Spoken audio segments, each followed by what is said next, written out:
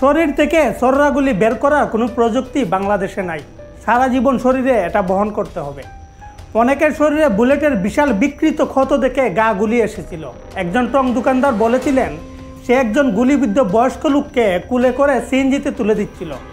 গুলি কোথায় লেগেছিল তখনও বুঝতে পারেনি, কিন্তু সিএনজিতে তোলার মুহূর্তে দেখতে পেল ওই বয়স্ক লোকটার পেটের উপরের অংশের চামড়া নেই, ভিতরের নাড়ি বুড়ি সব দেখা যাচ্ছে। টং দোকানদারের বয়স মাত্র 20 বছর। এই দৃশ্য এখনও সে ভুলতে পারে না। একজন আহত আমাকে বলেছিল একজন পুলিশ তার কলার চেপে ধরে ঘুষি মারছিল, তারপর আরেকজন তার পায়ে লক্ষ্য করে গুলি করে। ওই পুরো ট্রমাটিক মুভমেন্টটাই তার মাথায় সেট হয়ে গেছে। সে কোনোভাবেই ওইটা ভুলতে পারছে না।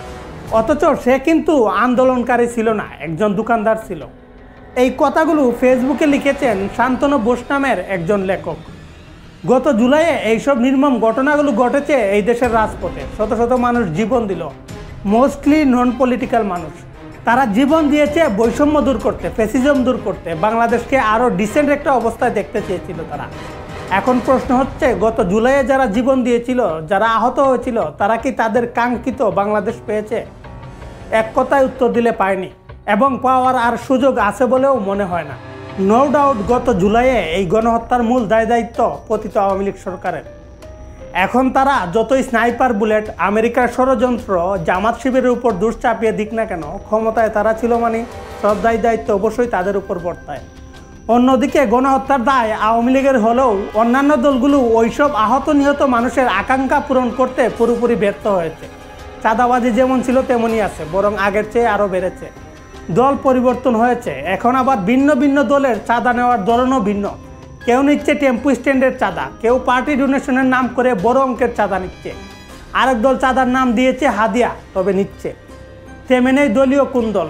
এক দল আরেক দলকে ছোটো করে, অপমানিত করে বিভিন্ন ভাষণ দিচ্ছে, ছোটোখাটো বিষয়ে মারামারিতে জড়াচ্ছে, নিজ দলের কর্মী খুন হচ্ছে, ভার্সিটি দখলে অন্য দলের সাথে লড়াই চলছে।